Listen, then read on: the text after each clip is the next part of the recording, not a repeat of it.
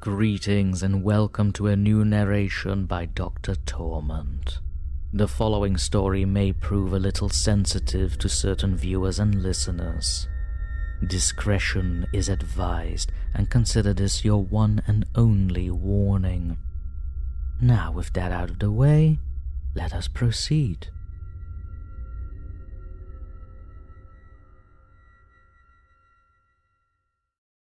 As to avoid any kind of confusion or misconception, please note that the following story is told from a female perspective. Now, onward with the story.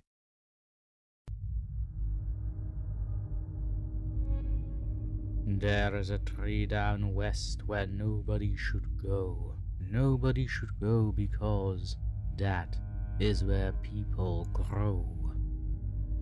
There is a tree down west where nobody should go. Nobody should go if they fear below.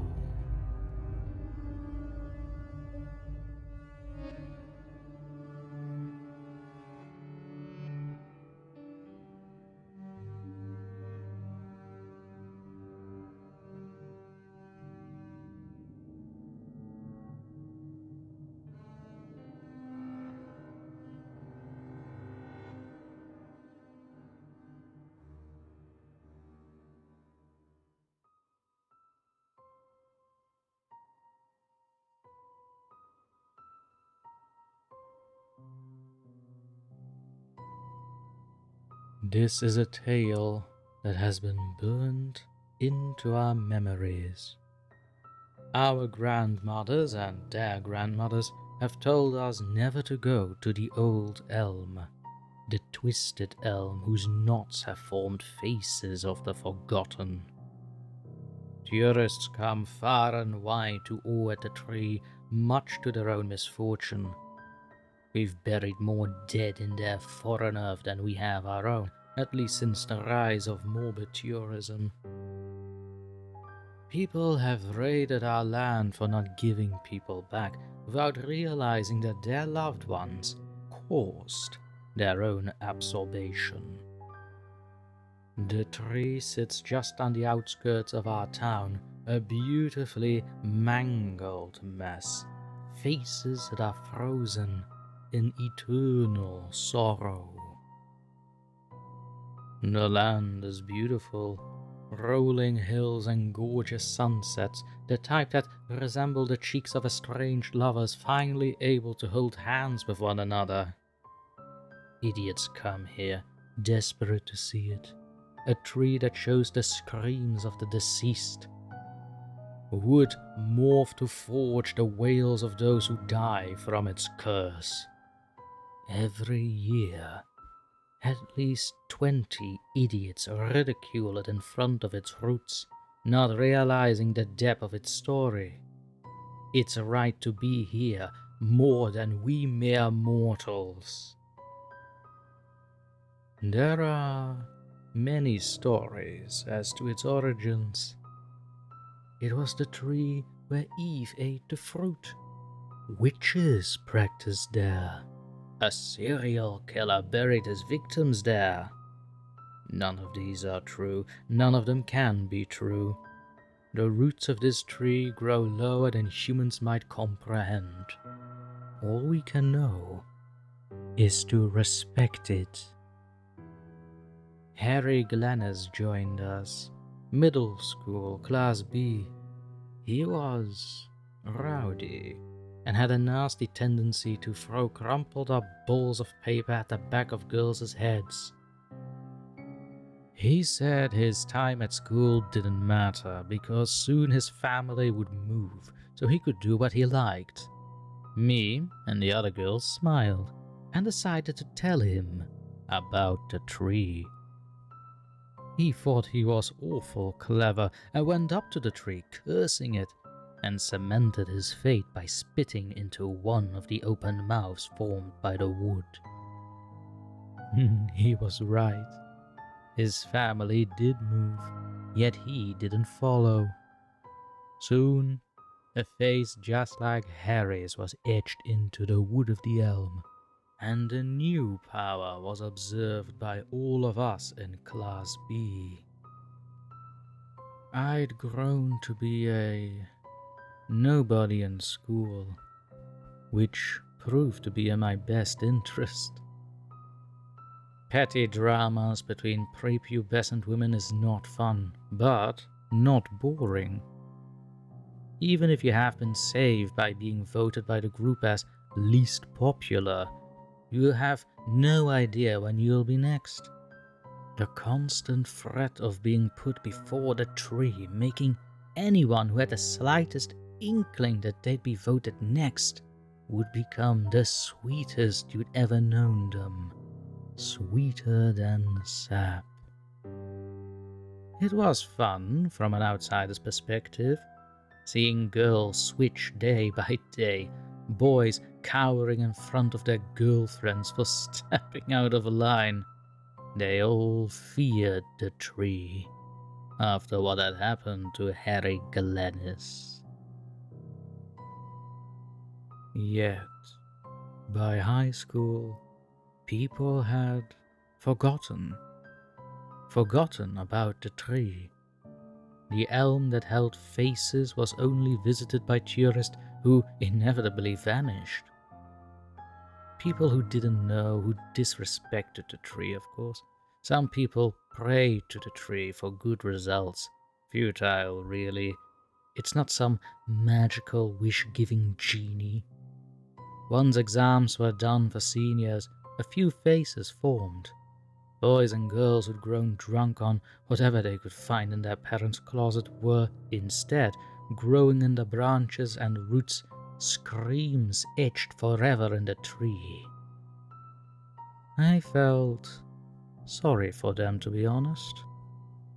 They'd never considered contemplating the depth of what they were involving themselves in. A vigil was held there a week later. I got full marks on all my exams. I don't worry myself about the tree. The tree sat there for a year, untouched. People were too scared about the tree.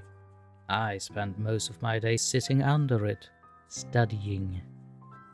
The faces helped me with the answers.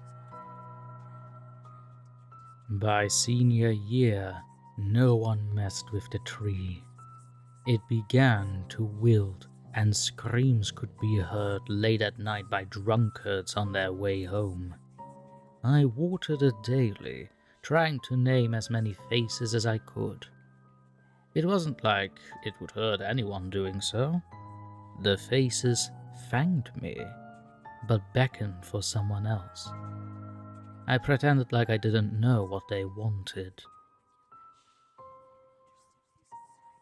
A girl, Sarah, accidentally relieved herself on the tree when, drunk. It's obvious what happened. I felt frightened because the tree had called for Sarah when I was tending to it. It knew who was coming next. I watered the tree once more, and they responded. There is a tree down west where nobody should go. Nobody should go, because that is where people grow. There is a tree down west where nobody should go. Nobody should go if they fear below. That's why she grows. I told my grandmother that our tree's story had changed, that it means she's next. My grandmother took my hand and smiled. I made the elm take those who ridicule our culture, our craft. Those souls will be released and should do nothing but penetrate the earth with more trees that will breathe new life into the ground as opposed to their wretched and useless breath. My grandmother and my maternal bloodline have created the tree. The souls entrapped there were never cursed to hell. The story lures in those who want to ridicule culture and those who wish to sell their friends as souls. However, The land we live in is rich and full of life and death. Stories mowed down by corporations and tourism, we do not take those who are good despite how they act. We simply rebirth the earth, mother with those who have taken so mercilessly. The faces are thankful for it. They tell me from the grass beneath my feet.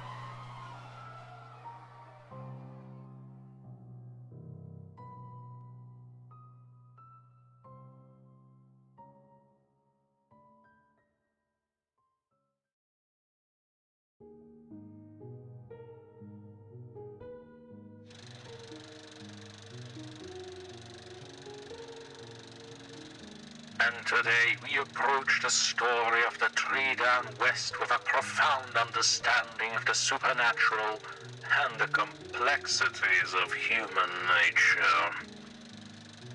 The twisted elm, adorned with faces of the forgotten and screams of the cursed, would resonate with my knowledge of the occult and the hidden forces that shape this world.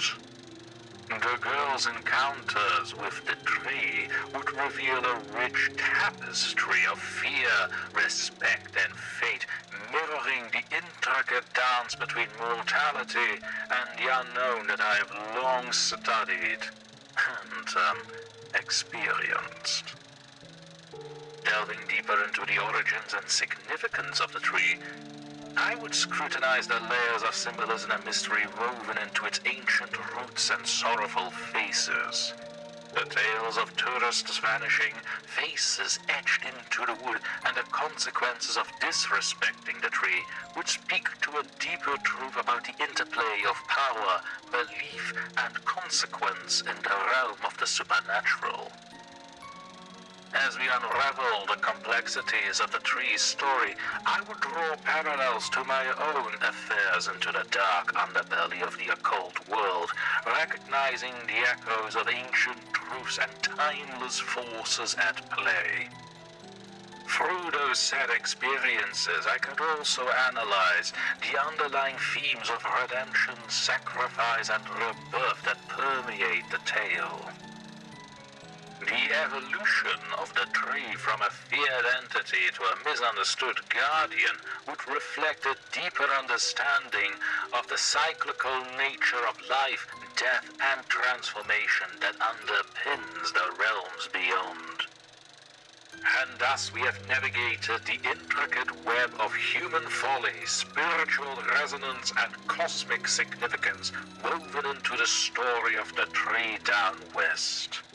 And I cannot help but think that this particular tree would make a marvelous centerpiece into the Asylum's new botanical gardens, free for all to see.